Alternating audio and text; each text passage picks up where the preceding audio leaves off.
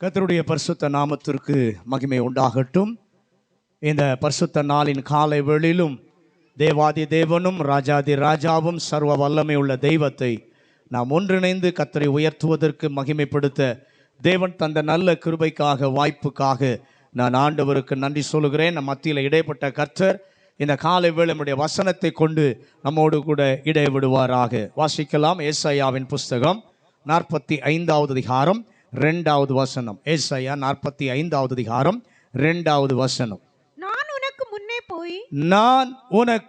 முன்னே போய் கோணலானவைகளை செவையாக்குவேன். கிட்டத்தட்ட ஒரு 1.5 மாசமா இந்த வசனத்தை வைத்து நாம் கர்த்தருடைய வார்த்தை என்ன பண்ணி கொண்டிருக்கிறோம், கேட்டுக்கொண்டிருக்கிறோம், தியானித்து கொண்டிருக்கிறோம். இங்கே ஆண்டவர் கோரேசை பார்த்து சொல்லுகிறார், நான் உனக்கு முன்னே போய் கோணலானவைகளை செவையாக்குவேன் என்று.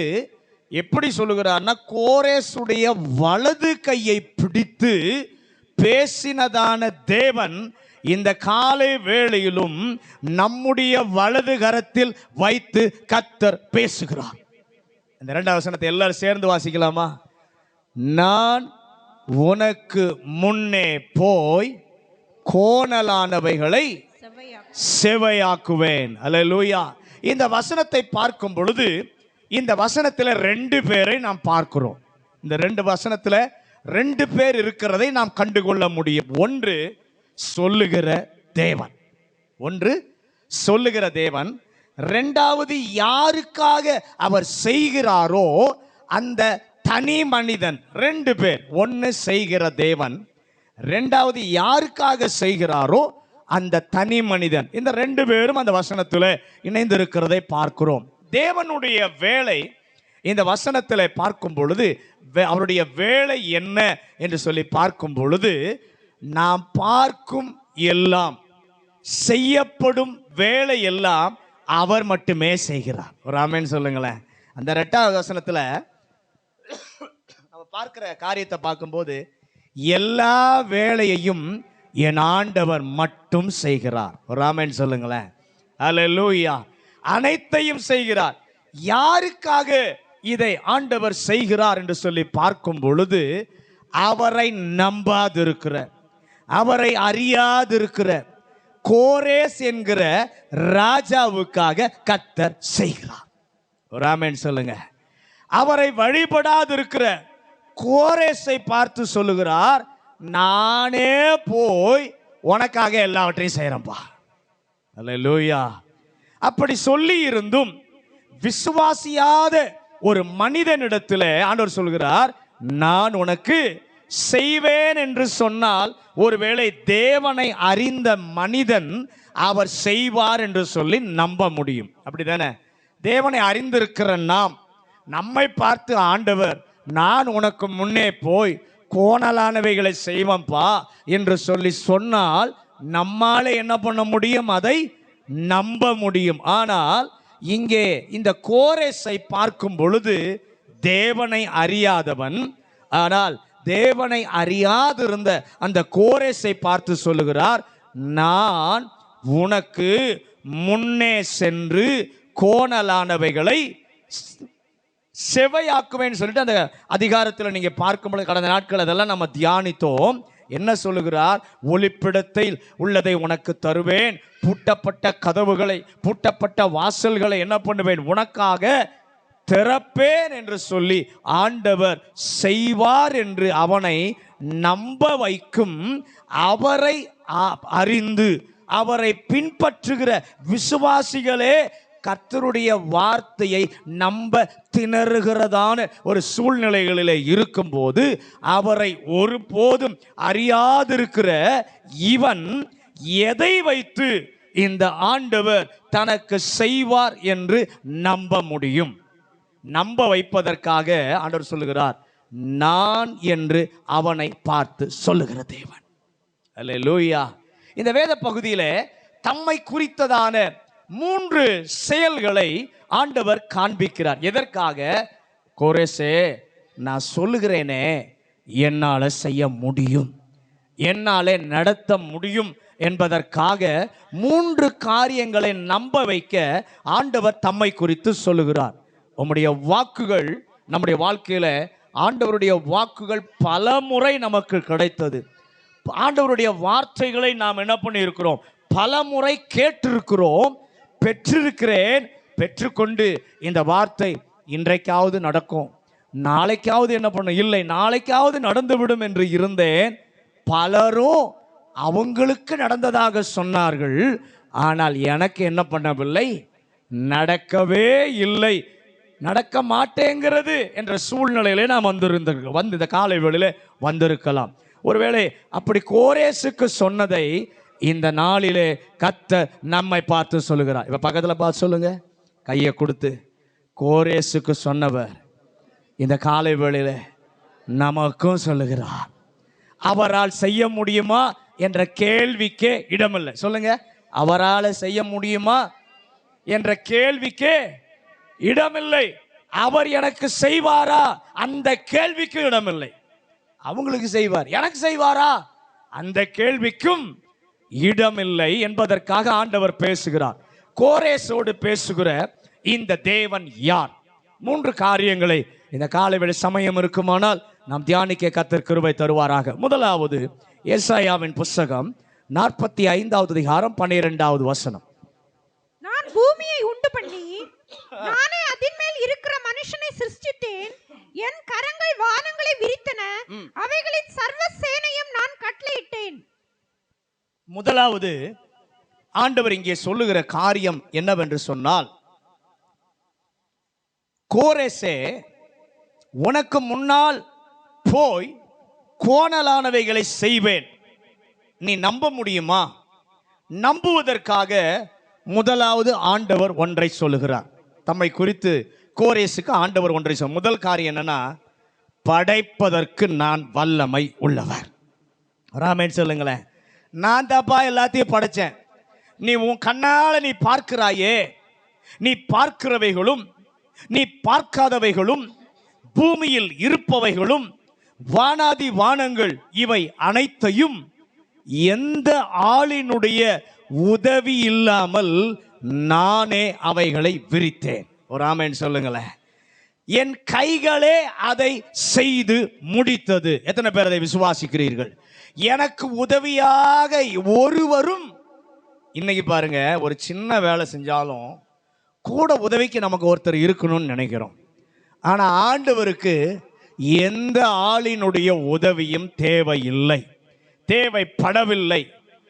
நீர் வானத்தையும் பூமியும் பார்த்து நம்ப முடிந்தால் இதை செய்த தேவன் ஒருவராய் அவரே அதை செய்தார். அல்லேலூயா. என் வழிகளை செவையாக்கும் என்னுடைய தேவன் யார்? அவர் படைப்பதற்கு வல்லமை உடையவர். அவர் நிரூபித்த வல்லமை உடையவர். அவருடைய படைப்பின் வல்லமை இனி நிரூபிக்கப்பட வேண்டிய ஒன்று அல்ல. ஆண்டவர் அவனுக்கு இன்னும் விளங்க வைக்கிறார். எவைகளை படைத்தார்? தான் படைத்த 3 காரியங்களை கோரேசுக்கு ஆண்டவர் விளக்கி சொல்வதை நம் வேதத்திலே பார்க்க முடியும். அதில் 3 குறிப்புகளை ஆண்டவர் எவைகளை படைப்பிலே, எவைகளை 3 காரியங்களை ஆண்டவர் கோரேசுக்கு குறிப்பாக சொல்லுகிறார் என்றால், முதல் காரியம் ஏசாயா 44வது அதிகாரம் 24வது வசனம். ஏசாயா 44:24.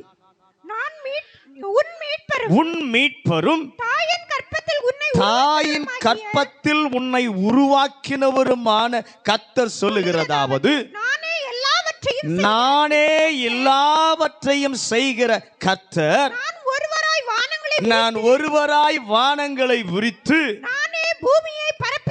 நானே பூமியை. எவ்வளவு பெரியவர் பாருங்க நம்முடைய தேவன். நானே எல்லாவற்றையும் செய்கிற கர்த்தர், நான் ஒருவராய் வானங்களை விரித்து நானே பூமியை பரப்பினவர். இந்த ஆண்டவருக்கு உதவி செய்ய ஒருவரும் இல்லாவிட்டாலும் அவர் ஒருவரே இந்த பிரம்மாண்டமான பூமியையும் எண்ணி முடியாத வியப்புக்கு உரியதான வானாதி வானங்களையும் தன்னுடைய சொந்த கையினாலே விரித்தார். கை உயர்த்தி எல்லாரும் ஆண்டவருக்கு நன்றி சொல்லுங்க. உதவி செய்ய ஒருவரும் இல்லாவிட்டாலும் வானாதி வானங்களை, சர்வ பூமியை அவருடைய கரங்கள் விரித்தது. ஹல்லேலூயா. நீர் ஒருவராய் செய்தீர். ஒரு தூதன் கூட உமக்கு உதவி செய்ய வேண்டிய அவசியம் இல்லை. தானாய் வந்தது என்று சொல்லுகிறானே விஞ்ஞானி, அவனையும் படைத்தவர் நீர்தான் ஐயா. அல்லேலூயா.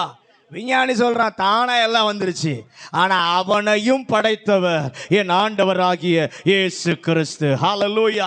இன்னும் நம்முடைய உலகத்துல கடவுளே இல்லை என்று சொல்லுகிற ஒரு கூட்டம் இருக்கிறதே, அந்த கூட்டத்தில் இருக்கிற ஒவ்வொரு நபரையும் படைத்தவர் தான் என் ஆண்டவராகிய இயேசு கிறிஸ்து. ஹல்லேலூயா. இரண்டாவது யார் என்று சொல்லுகிறார்? ஏசாயா 45:7 வசனத்தை வாசிங்க. ஏசாயா, ஒளியை படைத்து இருளையும் உண்டாக்கினேன், சமாதானத்தை படைத்து தீங்கையும் உண்டாக்குகிறவர் நானே, கர்த்தராகிய நானே இவைகளை எல்லாம். இன்னொன்று படைத்ததை கோரேசுக்கு ஆண்டவர் சொல்லுகிறார். முதலாவது, ஒருவராய் நானே தான் எல்லாவற்றையும் செய்கிறேன். எதிராய் பேசுறவனையும் நான் தான் படைச்சேன், எதிராய் கிரியை செய்கிறவனையும் நான் தான் படைச்சேன். ரெண்டாவது நான் படைச்சதை ஒன்று சொல்லுகிறார், ஒளியையும் நான் தான் படைத்தேன், இருளையும் நான் தான் படைத்தேன். அல்லேலூயா. ஒளியை படைத்தவர் இருளையும் படைத்தார். ஒளியை படைத்த தேவன் ஏன் இருளை படைக்க வேண்டும்? வெறும் ஒளியை மட்டும் அவர் வைத்திருந்தால் உயிரினங்கள் சீக்கிரம் அழிந்து போயிருக்கும். இருள் அவசியம். எதற்காக? இரவு நேரத்தில் ஓய்வெடுத்து இழந்த பலனை திரும்ப பெறுவதற்கு இருள் நமக்கு அவசியம். எத்தனை பேர் ஆமான்னு சொல்றீங்க? பகலெல்லாம் உழைக்கிறீங்க, வேலை செய்யறீங்க, உடம்பு டயர்டா இருக்குன்னு சொல்றீங்க. இரவு நேரத்தில் நீங்கள் படுத்து தூங்குறீங்க பாருங்க, இளைப்பாறுகிறீங்க பாருங்க. அப்போ எதற்காக ஆண்டவர் இருளை கொடுத்து நமக்கு உறக்கத்தை கொடுக்கிறார் என்றால், பகலெல்லாம் நீங்க செலவழித்து இழந்த பலனை திரும்ப பெற்றுக்கொள்வதற்கு இந்த இருள் தேவை. ஒரு ஆமென் சொல்லுங்களேன். ஹல்லேலூயா. என அறிந்து எது அவசியமோ அந்த அவசியமானதை கர்த்தர் படைத்தார். எத்தனை பேர் இதை விசுவாசிக்கிறீர்கள்? சில நேரத்தில் வாழ்விலே எதிர்மறையான காரியங்களைப் போல நமக்கு தெரியும், அது நம்மை குழப்பும். இதை செய்த தேவன் இதையும் செய்வாரா என்று சொல்லி கேள்வி கேட்க நம்முடைய மனது சொல்லும். ஆனால் மனதிலே வையுங்கள், ஏதோ ஒரு நிலைக்கு அது அவசியம். பக்கத்தில் பார்த்து சொல்லுங்க, ஏதோ ஒரு நிலைக்கு அது அவசியம் என்று தேவன் கண்டதினாலே அதை நம்முடைய வாழ்க்கையில கர்த்தர் அனுமதிக்கிறார். அல்லேலூயா. அதை விளங்கிக் கொள்ளவும், அதையாவது விளங்கிக் கொள்ளலாம். ஆனால் அடுத்து சொல்லுகிறார், சமாதானத்தையும் நான் தான்.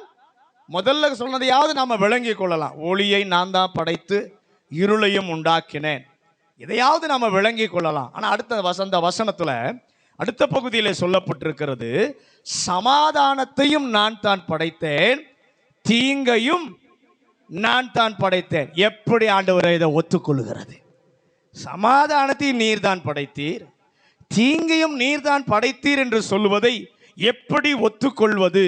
எப்படி என் ஆண்டவர் தீங்கை படைப்பார்? தேவன் ஒருபோதும் தீமையை படைப்பது இல்லை.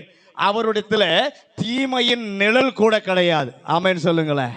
ஆனா இங்க நல்ல கவனிங்க, அவர் தீமை செய்வதில்லை, தீமை அவரிடத்திலிருந்து அவர் அந்த தீமையை பிறப்பிப்பதும் இல்லை. ஆனால் கவனித்து கேளுங்க, எல்லாம் சமாதானமாய் இருந்தது. ஒரு நெருக்கம், ஒரு அழிவு, ஒரு வேதனை இல்லாத ஒரு நிலைமையில தான் மனுஷன் இருந்தான். அல்லேலூயா. ஒரு தீங்கு கிடையாது, ஒரு வேதனை கிடையாது, ஒரு அழிவு கிடையாது, ஒரு நெருக்கம் கிடையாது. அந்த நிலையை தொடருவதற்கு, அந்த நிலை மனிதனுடைய வாழ்க்கையிலே தொடர்ந்து வர வேண்டும் என்பதற்காக தேவன் ஒரு காரியத்தை சொன்னார். என்ன சொன்னார்? இதை மட்டும் செய்யாதே. ஒரு ஆமென் சொல்லுங்க. பக்கத்துல பார்த்து சொல்லுங்க, இதை மட்டும் செய்யாத, இதை மட்டும் தொடாத. அல்லேலூயா. அது சொல்லிட்டு அவர் சொல்றாரு, இதை செஞ்சீனா வேதனை வரும், இதை செஞ்சீனா அழிவு வரும் என்று சொன்னார். ஆனால் மனிதன் என்ன செய்தான்? துணிந்து கர்த்தருடைய வார்த்தையை மீறின போது சமாதானத்தை உண்டாக்கி இருந்த தேவன் தவறுக்கு தண்டனையை உண்டாக்க அவசியப்பட்டது. அல்லேலூயா. தவறை தேவன் உண்டாக்கவில்லை, தவறுக்கான தண்டனையை தேவன் உண்டாக்கினார். அல்லேலூயா. அப்ப நல்ல கவனிங்க, மனதில் நன்றாய் நம்ம வைக்கணும், அவர் ஒருபோதும் தீமை செய்வது இல்லை. ஆனால் அவர் சொன்ன வார்த்தைக்கு மீறி நீங்களும் நானும் வந்தால், முன்னேறினால், அவர் நீதி உள்ளவராய் இருப்பதினாலே அவர் கொடுக்கும் தண்டனை தீமையாக நமக்கு வந்து நிற்கிறது. ஆனாலும் மனம் கசந்து அவரை நோக்கி கேட்டால் மனிதனை திரும்ப கொண்டு வருவதற்காக தம் சொந்த குமாரனையே இந்த உலகிற்கு அனுப்பி அந்த தீமையிலிருந்து நிரந்தர விடுதலை கொடுக்க வழி உண்டாக்குகிற கர்த்தர் இந்த நாளிலும் நமக்கும் செய்ய வல்லவராயிருக்கிறார். அல்லேலூயா. மனிதனை சரியாக வாழ வைப்பதற்கு சில நேரத்தில் எதிர்மறையானவைகளை என் தேவன் அனுமதிக்கிறார், ஏற்படுத்துகிறார். மூன்றாவது குறிப்பு ஏசாயா 45வது அதிகாரம் 8வது வசனம். ஏசாயா 45:8. வானங்களே, வானங்களே, உயர இருந்து சொரியுங்கள், உயர இருந்து சொரியுங்கள், ஆகாய மண்டலங்கள், ஆகாய மண்டலங்கள் நீதியை பொழிய கடவது, நீதியை பொழிய கடவது, பூமி திறவுண்டு, பூமி திறவுண்டு, ரட்சிப்பின் கனியை தந்து, ரட்சிப்பின் கனியை தந்து, நீதியும் கூட விளைவதாக, நீதியும் கூட விளைவதாக, கர்த்தராகிய நான் இவைகளை உண்டாக்குகிறேன். இந்த இடத்திலே ஒரு செயல்முறையை என் ஆண்டவர் உண்டாக்குகிறார். வானம் பொழிகிறது, பூமி விளைவிக்கிறது. இந்த வசனத்தை தான் உலகத்துல டயலாக்கா எடுத்துக்கிட்டான். வானம் பொழிகிறது, பூமி விளைகிறது. என்ன பண்றான்? ஒரு காரியத்தில் நீங்க கேட்டிருப்பீங்க அதையெல்லாம். ஆனா வசனத்துல தான் இது சொல்லப்பட்டிருக்கிறது. வானம் பொழியாமல் பூமி விளைவிப்பதில்லை. எத்தனை பேர் ஆமென் சொல்றீங்க? ஹல்லேலூயா. இது ஆண்டவர் ஏற்படுத்தின ஆவிக்குரிய பிரின்சிபல். பக்கத்துல பார்த்து சொல்லுங்க, இது ஆண்டவர் ஏற்படுத்தின ஆவிக்குரிய பிரின்சிபல். ஆவிக்குரிய வாழ்விலே எந்த நிலையில் அல்லது எந்த காரியமாய் இருந்தாலும் சரி, தானாகவே ஏற்படுத்த முடியாது. அதற்கென்று ஒரு கிருபை என் தேவனிடத்திலிருந்து தான் வர வேண்டும். அதற்கென்று ஒரு ஞானம் பரத்திலிருந்து தான் வர வேண்டும். பரத்திலிருந்து வந்தால் மட்டுமே பூமியில் வாழ்கிற நம்மாலே விளைவிக்க முடியும். எத்தனை பேர் ஆமென் சொல்லுகிறீர்கள்? அல்லேலூயா. ஏற்படுத்த முடியும். நீதி உள்ள தேவன் தம்முடைய நீதியை இந்த பூமியிலே அனுப்பாவிட்டால் அநீதியிலே, சுயநீதியிலே என்ன பண்ணியிருப்போம்? வாழ்ந்து கொண்டிருந்த நமக்கு ரட்சிப்பு கிடைத்திருக்காது.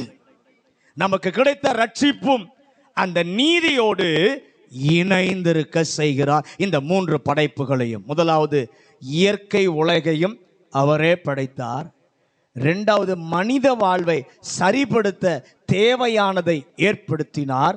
மூன்றாவது மனிதனுடைய ஆவிக்குரிய வாழ்வுக்கு தேவையான மாற்றத்தையும் என் ஆண்டவரே ஏற்படுத்தினார். ஹல்லேலூயா. அப்பா கோரேசை பார்த்து சொல்கிறார், எனக்கு படைப்பதற்கு வல்லமை உண்டு. உன்னுடைய இயற்கை வாழ்வோ, உன்னுடைய சன்மார்க்க வாழ்வோ, உன்னுடைய ஆவிக்குரிய வாழ்வோ, இந்த மூன்றுக்கும் தேவையானதை ஏற்படுத்த எனக்கு வல்லமை உண்டு. இவ்வளவு வல்லமை இருந்தால் உனக்கு முன்னால் இருக்கிற கோணல்களை மாற்றவும் எனக்கு வல்லமை உண்டு. அல்லேலூயா. இந்த 3 காரியத்தை ஆண்டவர் சொல்றார். இவ்வளவு வல்லமை இருக்குமானால் உனக்கு முன்னாலே போய் நான் உனக்கு முன்னால் இருக்கிற கோணல்களை நீக்குவதற்கும் எனக்கு என்ன உண்டு? வல்லமை உண்டு. இல்லை என்றால் நீ நினைக்கிறாய், அவருக்கு வல்லமை உண்டு. படைக்க வல்லமை உண்டு. படைக்க வல்லமை உள்ளவருக்கு கோணலை நேராக்க ஏன் வல்லமை இல்லாமல் இருக்கும்? நிச்சயமாய் உண்டு. 2வது ஆண்டவர் கோரேசுக்கு ஆண்டவர் அவரை குறித்து காண்பிக்கும் போது ஏசாயா 44வது அதிகாரம் 26வது வசனம். ஏசாயா 44:26.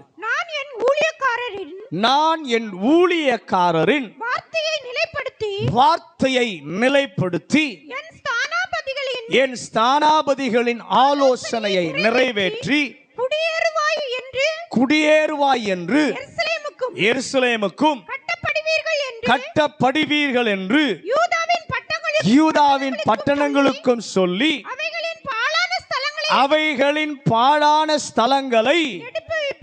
2வது யார் தெரியுமா? கர்த்தர் கோரேசுக்கு யார் தெரியுமா? முதலாவது நான் படைக்கிற வல்லமை உடையவர்னு காண்பிக்கிறார். 2வது இந்த தேவன் யார் என்று கோரேசுக்கு காண்பிக்கிறார் என்றால் எடுப்பிக்கிற கர்த்தர் நான். அல்லேலூயா. இந்த வசனம் சொல்லுகிறது, கோரேசே, உனக்கு முன்னால் சென்று செவையாக்குவது யார்? எனக்கு செய்வாரா என்று சொல்லி நீ கேள்வி கேட்காதே. உனக்கு நான் ஒன்றை சொல்ல விரும்புகிறேன். இந்த தேவன் யார் தெரியுமா? பாழான ஸ்தலங்களை எடுப்பிக்கிறவர். அல்லேலூயா. அவர் படைப்பவர் மட்டுமல்ல, அவர் எடுப்பிக்கிற கர்த்தர். பக்கத்தில் பார்த்து சொல்லுங்க, நம்முடைய தேவன் படைப்பவர் மட்டுமல்ல, எடுப்பிக்கிற கர்த்தர். அது எப்படி போனது?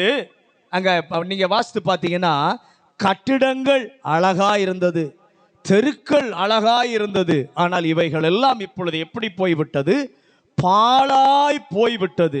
பயன்படாது என்பதினாலே வேஸ்ட், இனி பயன்படாது என்று சொல்லி ஒதுக்கப்பட்டது.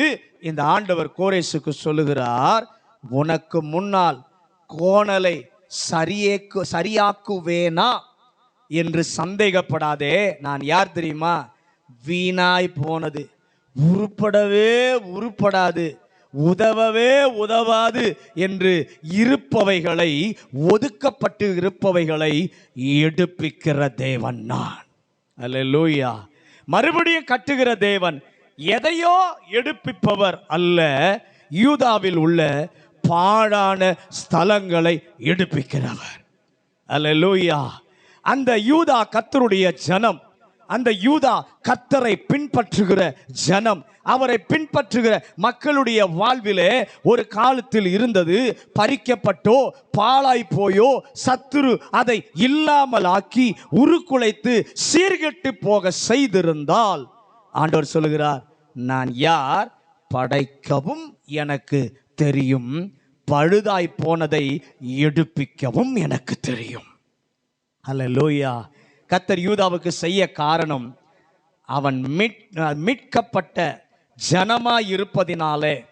அவர் வல்லமை படைக்க செய்திருந்தால், அவர் ஜனத்தின் மேலே வைத்திருக்கும் அனாதி ஆசை, அவருடைய விருப்பம் என்ன தெரியுமா?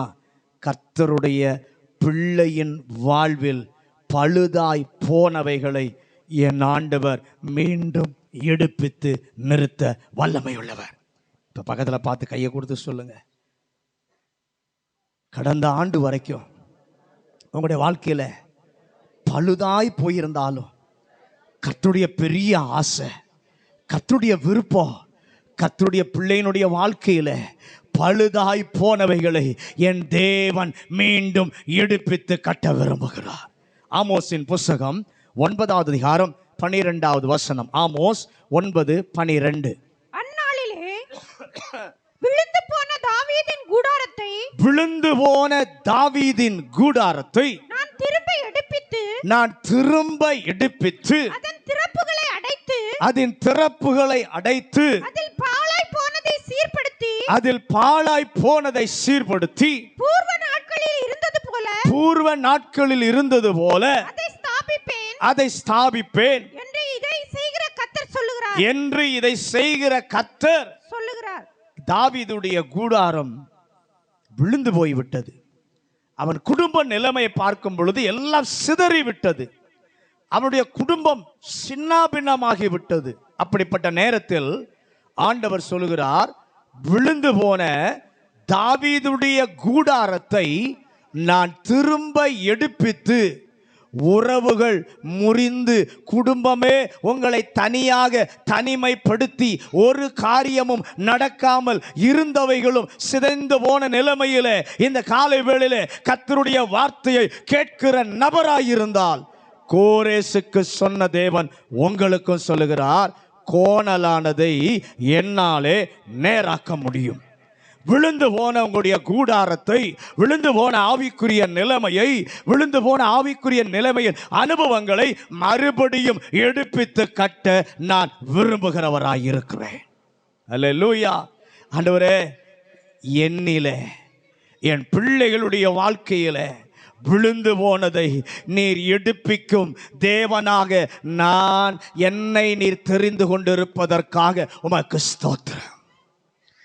ஏசாயா 61வது அதிகாரம் 4வது வசனம். ஏசாயா 61:4. அவர் நெடுங்காலமாய் பாழாய் கிடந்தவைகளை கட்டி பூர்வத்தில் நிர்மூலமானவைகளை எடுப்பித்து தலைமுறை தலைமுறையாய் இடிந்து கிடந்த பாழான பட்டணங்களை புதிதாய் கட்டுவார்கள். நேற்று விழுந்தவைகளை, சமீபத்தில் விழுந்தவைகளை மட்டும் எடுப்பிப்பாரா? இல்லை, நெடுங்காலமாய் பாழாய் கிடந்தவைகளையும் என் தேவன் எடுப்பித்து புதிதாய் கட்ட வைக்க வல்லமை உள்ள தேவன். ஒருவேளை உங்களுடைய குடும்பமோ அல்லது எனக்கு தெரிந்த அருமையான குடும்பமோ ஆண்டாண்டு காலமாய் சிதைந்து போய் பாலடைந்து போய் இருக்கிற நிலைமையிலே இருந்தால், கோரேசுக்கு சொன்ன தேவன், நீர் எனக்கும் அந்த குடும்பத்துக்கும் செய்வீராக. நீ செய்வதின் காரணம் உமக்கு அப்படி செய்ய ஆசை இருப்பதினாலே, அப்படி செய்ய உமக்கு விருப்பம் இருப்பதினாலே. 37வது சங்கீதம் 17வது வசனத்தையும் 24வது வசனத்தையும் வாசிங்க. சங்கீதம், துன்மார்க்கருடைய புயங்கள் முறியும், நீதிமான்களையோ கர்த்தர் தாங்குகிறார். 24. அவர்கள் விழுந்தாலும் தள்ளுண்டு போவதில்லை. கர்த்தர் தமது கையினால் அவனை தாங்குகிறவர். ஆமென் சொல்லுங்களேன். அவன் விழுந்தான், ஆனாலும் அப்படியே விழ மாட்டார். கர்த்தர் அவனை தூக்கி நிறுத்துவார். அவன் 7 முறை விழுந்தாலும் மனம் திரும்புவான் என்றால் அவனை திரும்ப எடுப்பிப்பது அவருடைய விருப்பம். எத்தனை பேர் ஆமென் சொல்றீங்க? இந்த காலை வேளை விழுந்து போன நிலைமையில நீங்கள் வந்திருந்தாலும் உங்களை மறுபடியும் ஏற்றுக்கொள்ளுகிற ஒரு கர்த்தர் இந்த இடத்துல உலாவிக் கொண்டிருக்கிறார். உங்களை மறுபடியும் சீர்படுத்துகிற, மனம் திரும்புகிற ஒரு இருதயத்தோடு உங்களை அர்ப்பணிக்கும் பொழுது உங்கள் விழுந்து போனதை கர்த்தர் மறுபடியும் எடுப்பித்து கட்ட கர்த்தர் விரும்புகிறார். ஏசாயா 45வது அதிகாரம் 13வது வசனம். நான் நீதியின்படி அவனை எழுப்பினேன், அவன் வழிகள் எல்லாம் செவைப்படுத்துவேன். அவன் என் நகரத்தை கட்டி சிறைப்பட்டு போன என்னுடையவைகளை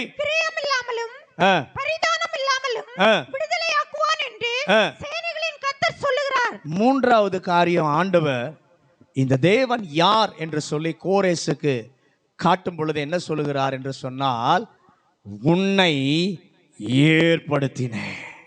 ஹல்லேலூயா. இரண்டாவது என்ன சொன்னாரு? எடுப்பிப்பேன். மூணாவது என்ன சொல்லுகிறார்? இந்த தேவன் யார்? உன்னை ஏற்படுத்தினேன். கர்த்தர் மறுபடியும் தான் யார் என்று கோரேசுக்கு காட்டுகிறார். நான் நீதியின்படி அவனை எழுப்பினேன். கோரேசுக்கு சொல்லுகிறார், இன்னும் என்னால் செய்ய முடியுமா என்று சந்தேகப்படுகிறாயா?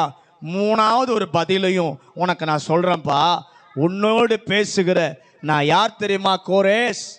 உன்னை நான் தான் எழுப்பினேன்.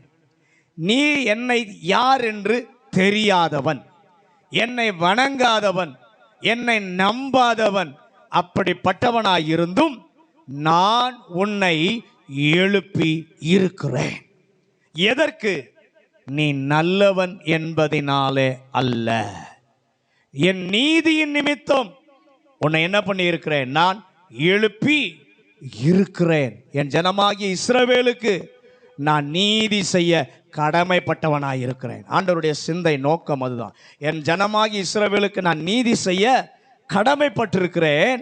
அவர்கள் அநீதிக்கு லக்காக இன்றைக்கு என்ன பண்ணி இருக்கிறார்கள்? மாறி இருக்கிறார்கள். அவர்களுக்கு நான் நீதி செய்ய வேண்டும். நான் நீதி செய்ய வேண்டும் என்கிற கடமை அதை செய்ய ஒரு மனிதனை தேடினது. உன்னை அதற்கென்று தான் நான் எழுப்பி இருக்கிறேன். பக்கத்தில் பார்த்து சொல்லுங்க, தேவன் உங்களை குறித்து ஒரு திட்டம் வச்சு உங்களை ஏற்படுத்தி இருக்கிறார். அதற்காக தான் உங்களை வச்சிருக்கிறாரு. அல்லேலூயா. என் வேலையை செய்ய உன்னை நான் எழுப்பி இருக்கிறேன். பக்கத்தில் பார்த்து சொல்லுங்க, அவர் வேலையை செய்ய உங்களை கர்த்தர் எழுப்பி இருக்கிறார். அப்படிப்பட்ட நான் உன் வேலையை செய்ய, என் வேலையை செய்ய எழுப்பி இருந்தால், உனக்கு முன்னாடி எந்த கோணல் இருந்தாலும் அதை செவையாக்குவது என் வல்லமை மட்டுமல்ல, என் ஆசை மட்டுமல்ல, என்னுடைய பொறுப்பு. அல்லேலூயா. நீ ஆயத்தமா, உனக்கு அது தெரிஞ்செடுத்திருக்க என் வேலையை செய்ய. என் வேலையை செய்யற உனக்கு முன்னாடி எந்த கோணல் இருந்தாலும் அந்த கோணலை நீக்குவது என்னுடைய பொறுப்பு. என் ஆசை மட்டும் இல்லை, என் விருப்பம் மட்டும் இல்லை, அது என்னுடைய பொறுப்பு. கேர் ஆண்டவர் எடுத்துக் கொள்ளுகிறார். அல்லேலூயா, அல்லேலூயா. நீர் அதை செய்ய பொறுப்புள்ளவர். இவ்வளவு சொன்ன பின்பு ஒரு ஆள் நடக்குமா என்று சொல்லி கொண்டிருந்தால், இவ்வளவு நேரம் என்ன பண்ணியிருக்கிறோம்? தூங்கி கொண்டிருக்கிறோன்னு அர்த்தம். இவ்வளவு சொன்ன, இவ்வளவு கர்த்தருடைய வார்த்தைகளை கேட்ட பின்பும் இது நடக்குமா, இது வாய்க்குமா என்று சொல்லி நம்முடைய மனதில் இருந்தால், இவ்வளோ நேரம் நம்ம என்ன பண்ணிட்டு இருந்திருக்கிறோம்? தூங்கி உட்கார்ந்த இடத்துலயே இருந்து என்ன பண்ணிட்டு இருந்திருக்கிறோம்? தூங்கி கொண்டிருந்திருக்கிறோம் என்று அர்த்தம். ஆண்டவர் மனதை குலுக்கி, ஆண்டவரே படைக்கவே உமக்கு வல்லமை இருந்தால் கோணலை சீர்படுத்த உமக்கு வல்லமை உண்டு. எத்தனை பேர் ஆமென் சொல்லுகிறீர்கள்? இந்த கோணலை நீக்குவது உம்முடைய ஆசை என்றால், உம்முடைய ஆசையை எவராலும் தடுக்க முடியாது. அல்லேலூயா. நிச்சயம் அதை என் ஆண்டவர் செய்து முடிப்பார். எத்தனை பேர் அதை விசுவாசிக்கிறீர்கள்? அல்லேலூயா. என்னை உமக்கென்று நீர் தெரிந்து கொண்டிருந்தால் எனக்கு நீர் செய்ய கடமைப்பட்டு இருக்கிறீர். அந்த பொறுப்பு அதை செய்ய வைக்கும். ஆகவே ஒரு நிமிடம் கூட ஆண்டவர் எனக்கு செய்வாரா என்று நாம் சந்தேகப்பட வேண்டிய அவசியமே இல்லை. அல்லேலூயா, அல்லேலூயா. அதை உணர்ந்த போது ஆண்டவர் சொல்லுகிறார், எனக்கு பொறுப்பு உண்டு. கர்த்தரவனுக்கு சொல்லும் போது அடுத்த வார்த்தையை பாருங்க. ஏசாயா 45:13. ஏசாயா 45:13. நான் நீதியின்படி அவனை எழுப்பினேன், அவன் வழிகளை எல்லாம் செவ்வைப்படுத்துவேன். அவன் என் நகரத்தை கட்டி சிறைப்பட்டு போன என்னுடையவர்களை கிரயமில்லாமலும் பரிதானம் இல்லாமலும் விடுதலை ஆக்குவான் என்று சேனைகளின் கர்த்தர் சொல்லுகிறார். அவன் வழிகளை எல்லாம் செவைப்படுத்துவேன், உனக்கு முன்னால் போய் கோணலானவைகளை செவையாக்குவேன் என்று சொன்ன தேவன் இங்கு அழுத்தமாக என் ஆண்டவர் சொல்லுகிறார், உன் வழிகளை எல்லாம் செவையாக்குவேன். அப்படின்னா என்ன? நீ கடந்து வந்த பாதை கோணலானதாய் இருந்தாலும், நீ நடந்து கொண்டிருக்கிற பாதை கோணலானதாய் இருந்தாலும், ஒருவேளை நீ நாளைக்கு நடக்கிற பாதையை சத்துரு கோணலாக்க நினைத்தாலும், அத்தனை வழிகளையும் செவையாக்க நான் பொறுப்புள்ள கர்த்தர். ஹல்லேலூயா, ஹல்லேலூயா என்று ஆண்டவர் கோரேசுக்கு சொல்லுகிறார். இங்கே இருக்கிற நம் அனைவரையும் இந்த வார்த்தையின் எல்லையில் இருக்கிற ஒவ்வொருவருக்கும் கர்த்தர் செய்வாராக. இந்த வார்த்தையை கேட்கிற ஒவ்வொரு காதுகளுடைய வாழ்க்கையிலும் என் ஆண்டவர் இந்த காலை வேளையிலே கோரேசுக்கு சொன்னவர், செய்தவர், எங்க பிள்ளைகளுக்கும் கர்த்தர் அதை செய்வாராக. ஹல்லேலூயா, ஹல்லேலூயா. கடந்த கால கோணலை சரியாக்குவார், நிகழ்கால கோணலை சரியாக்குவீர், எதிர்கால கோணல்களையும் என் ஆண்டவர் சரியாக்குவீர். முக்காலத்திற்கும் என் ஆண்டவர் போதுமானவர். எத்தனை பேர் ஆமென் சொல்றீங்க? ஹல்லேலூயா, ஹல்லேலூயா. ஆண்டவர் எப்படி செய்வார்? கோரேசுக்கு சொல்லுகிறார், நான் செய்வேனப்பா, பொறுப்பெடுத்திருக்கிறேன், நானே எல்லாவற்றையும் செய்வேன், சரிப்படுத்துவேன், செய்வேன். எப்படி தெரியுமா? நம்ம வாழ்க்கையில் யோசித்து பாருங்களேன். பல நேரத்தில் பல பேர் சொல்லியிருப்பாங்க, நானே இவங்க காரியத்தை எல்லாம் பொறுப்பெடுத்துக் கொள்கிறேன்னு. ஆனால் பொறுப்பெடுத்துக்கிறேன்னு சொன்னவங்க காணாமல் போயிடுவாங்க. ஆனால் இங்கே கர்த்தர் சொல்லுகிறார், நானே எல்லாவற்றையும் உனக்காக பொறுப்பெடுத்து கொண்டேன், அதை எப்படி செய்வேன்? ஏசாயா 44வது அதிகாரம் 27 27வது வசனத்தையும் 24வது வசனத்தையும் வாசிங்க. முதல்ல 27 வாசிங்க, அப்புறம் 24.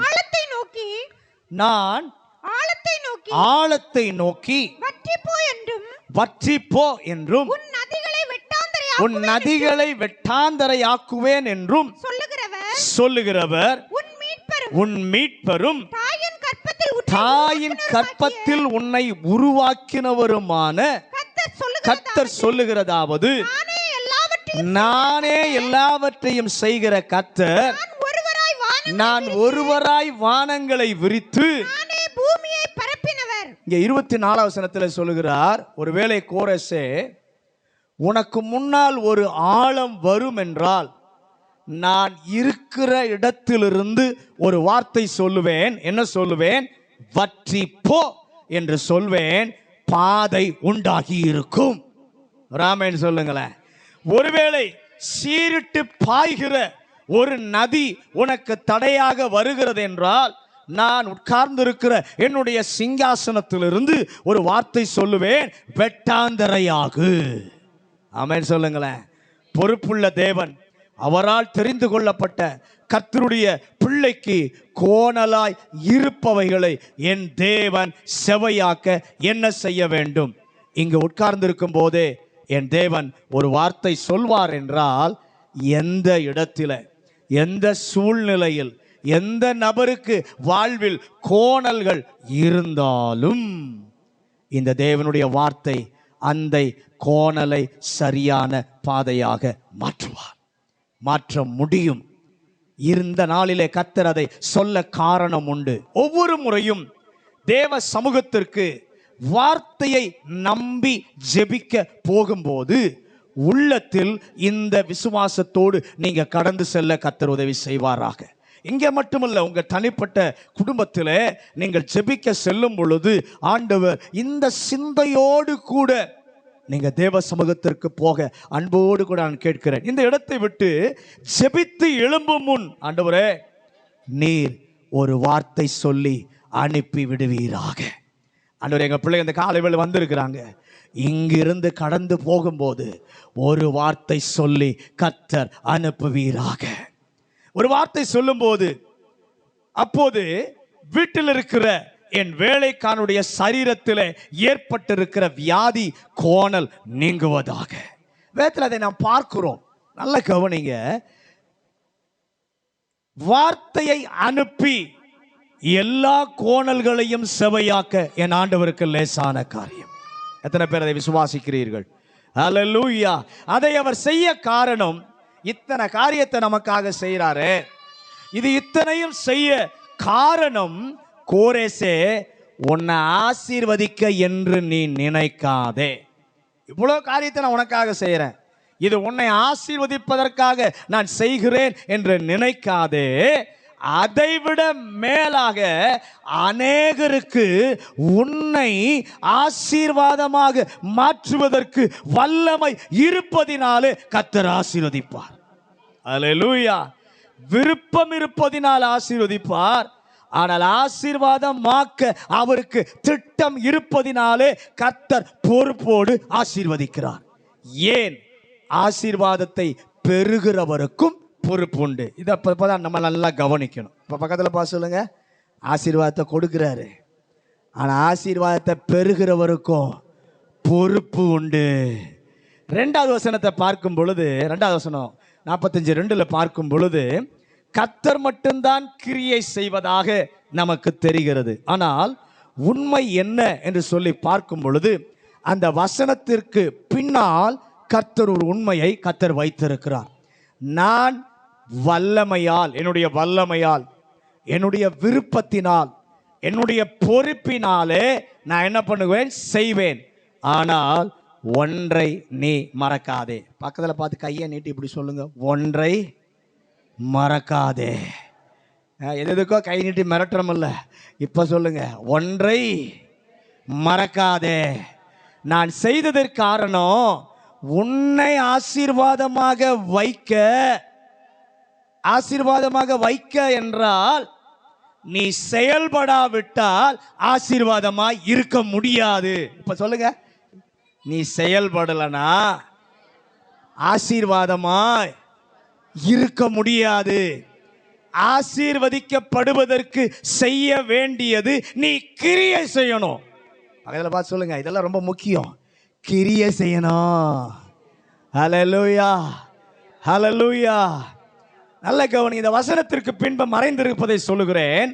நான் உனக்கு எல்லாவற்றையும் செய்வதற்கு நான் வாக்கு கொடுக்கிறேன். உனக்கு முன்னே போய் கோணலானவைகளை செய்ய சபையாக்குவேன், உனக்கு நான் வாக்கு கொடுக்கிறேன். ஆனால் அதே நேரத்தில் நான் உன்னிடம் சொல்லும் எல்லாவற்றையும் நீ செய்ய ஆயத்தமாய் இருக்கிறாயா? வாக்கு கொடுக்கிறப்பா உனக்கு, ஆனா நான் சொல்ற எல்லாவற்றையும் செய்ய நீ ஆயத்தமாய் இருக்கிறாயா? அதைத்தான் இன்றைக்கு கர்த்தர் எதிர்பார்க்கிறார். அல்லேலூயா. அவர் நமக்கு சொல்வதை செய்ய முதலடி நாம் எடுத்து வைக்காமல், தேவன் தாம் சொன்னதாக சொன்ன அனைத்தையும் செய்ய துவங்க மாட்டார். அல்லேலூயா. அதை நன்றாய் மனதில் நாம் வைத்திருக்கணும். ஆண்டவர் செய்வது கோடியாய் இருக்கலாம், நம்மிடம் கேட்பது நாளாக கூட இருக்கலாம். நம்மிடம் கேட்பது நாளாக கூட இருக்கலாம். இந்த நாளில் ஒன்றை செய்ய ஆரம்பிக்கும் போது கோடியை செய்ய கர்த்தர் ஆரம்பிப்பார்.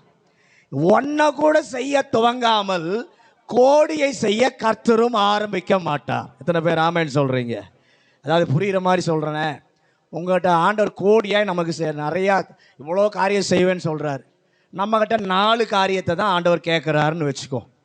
அந்த 4ல் ஒன்னையாவது நீ செய்ய துவங்கினால்தான் கர்த்தர் உனக்கு வாக்கு கொடுத்த செயலை கர்த்தர் செய்ய துவங்குவார்.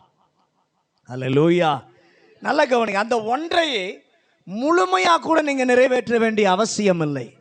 அர்ப்பணத்தோடு செயல்பட ஆரம்பித்தாலே என் தேவன் சொன்ன அனைத்தையும் நிறைவேற்றுவார். ஆனால் அந்த ஒன்னையே செயல்பட ஆரம்பிப்பதில் தான் நமக்கு பிரச்சனையே. கர்த்தர் சொல்றாரு, உன்னிடத்துல நான் கேட்கிறேனே, அதை நீ செய்ய ஆயத்தமாக இருக்கிறாயா? அந்த நான் கேட்கிற ஒன்றில் நீ செயல்பட ஆரம்பிப்பாயானால் உனக்கு நான் சொன்ன அனைத்தையும் செயல்பட நானும் ஆரம்பிப்பேன். இந்த கர்த்தருக்கு நம்முடைய வாழ்க்கையை நாம் ஒப்பு கொடுப்போம். எல்லாரும் அப்படியே முழங்கார் படியிட்டு ஆண்டவர் சொல்லுகிறார், கோரேஸ்னால நம்ப முடியாத இயேசுவை அறியாத தேவனை அறியாத மனிதனாக இருந்தாலும் கோரேசனுடைய வாழ்க்கையில கர்த்தர் ஒரு பெரிய திட்டம் வச்சிருந்தார். அவர் கோரேசை பார்த்து சொல்லுகிறார், அப்பா நீ நம்புவதற்காக உனக்கு நான் காண்பிக்கிறேன் என்று சொல்லி, முதலாவது நான் யார் தெரியுமா? படைப்பதற்கு வல்லமை உள்ளவர், நிரூபித்த வல்லமை உள்ளவர். அதில் 3 குறிப்புகளை கோரேசுக்கு ஆண்டவர் வேதத்திலிருந்து அவர் விளக்கி காண்பிக்கிறார். 2வது, அப்பா கோரேசே நான் யார் தெரியுமா? எடுப்பிக்கிறவர். விழுந்து போனவைகளை எல்லாம் எடுப்பிக்கிற கர்த்தராய் இருக்கிறேன். மூன்றாவது சொல்லுகிறார், உன்னை ஏற்படுத்தினேன். அப்பா, நீ ஆசீர்வாதமாய் இருப்பதற்காக உன்னை நான் ஏற்படுத்தலை. அநேகருக்கு நீ ஆசீர்வாதமாய் இருப்பதற்குத்தான் நான் உன்னை ஏற்படுத்தி இருக்கிறேன். இந்த காலை வேளையில் கர்த்தருடைய வார்த்தையை கேட்ட கர்த்தருடைய பிள்ளைய ஆண்டவர் சொல்றாரு, நான் செய்ய உனக்கு வாக்கு கொடுக்கிறேன். ஆனா நான் சொல்றத நீ செய்ய ஆயத்தமாயிருக்கிறாயா? எத்தனை பேர் அதற்கு ஒப்பு கொடுக்க போறீங்க? ஆண்டவரே, எனக்கு செய்ய நீர் வாக்கு கொடுக்கிறீர், நீர் சொல்வதை செய்ய நான் ரெடியாக இருக்கேன்னு சொல்லுகிறவர்கள் மாத்திரம் உடைய கரங்களை உயர்த்தி ஆண்டவருக்கு உங்கள் வாழ்க்கையை ஒப்பு கொடுப்பீர்களானால், இந்த 2024 கோரேசை கொண்டு மகத்துவமான காரியங்களை செய்த தேவன் உங்களை கொண்டும் தம்முடைய அற்புத ஆயுதமாக கர்த்தர் பயன்படுத்தி அநேக ஜனங்கள் தேவன் அண்டை திருப்பப்படுவதற்கு, இழந்து போனதையெல்லாம் திரும்ப எடுப்பித்து கட்டுவதற்கு கோரேசை குறித்து ஆண்டவர் அங்கே சொல்லும்போது வசனம் சொல்லுது, லஞ்சம் வாங்க மாட்டான், ஜனங்களை மீட்பதற்கு பரிதானம் வாங்க மாட்டான். எவ்வளவு தேவனை அறியாத மனுஷன்தான், ஆனால் எவ்வளோ பெரிய காரியத்தை அவனை குறித்து ஆண்டவர் சொல்லுகிறார் பாருங்க. நம்மை குறித்து ஆண்டவர் என்ன சொல்ல போகிறார்? இந்த காலையில் யோசித்து பார்த்து நம்மை ஆண்டவர் கரத்தில் ஒப்பு கொடுப்போம். பரிசுத்தமுள்ள நல்ல ஆண்டவரே, இந்த காலை வேளைக்காக நன்றி. இந்த காலை வேளையில் ஆண்டவர் எங்களோடு கூட பேசின நம்முடைய வார்த்தைக்காக நன்றி. ஆண்டவரே, உம்மை நம்ப முடியாமல் இருந்த கோரேசுக்கு நீ இந்த தேவன் யார் என்பதை நீர் வெளிப்படுத்தி காண்பித்தீர். இந்த காலை வேளை கோரேசோடு பேசின கர்த்தர் எங்களோடு பேசி இருக்கிறீரப்பா. அப்பா, நீங்கள் எங்களுக்கு வாக்கு கொடுக்கிறீர், நானே எல்லாம் அவற்றையும் பார்த்து கொள்வேன், பொறுப்பெடுத்து கொள்ளுவேன் என்று சொல்லி வாக்கு கொடுக்கிறீர். ஆனால் அதே சமயத்தில் எங்களிடத்திலே நீர் அந்த வசனத்திற்கு மறைவில் இருந்து நீர் சொல்லுகிற காரியம், நான் சொல்லுகிற எல்லாவற்றையும் நீ செய்ய ஆயத்தமா? ஆண்டவரே, அந்த ஆயத்தம் எங்களுக்கு இருக்கட்டும். நீர் சொல்லுகிற கேட்கிற காரியத்துக்கு அர்ப்பணித்து அந்த காரியத்தை செயல்பட ஆரம்பிக்கும் போதே எங்களுக்கு கொடுத்த வாக்குகளை நிறைவேற்ற நீரும் செயல்படுகிறீரப்பா. அந்த தேவனுக்கு எங்கள் வாழ்வை ஒப்பு கொடுக்கிறோம். கரம் உயர்த்தி அர்ப்பணித்த பிள்ளைகளோட வாழ்க்கையில கர்த்தர் இடைபடுவீராக. தொடர்ந்து ஆவியானது வசனத்தால் இடைகட்டும். இயேசுவின் அதிகாரமுள்ள நாமத்தில் ஜெபிக்கிறோம் நல்ல பிதாவே.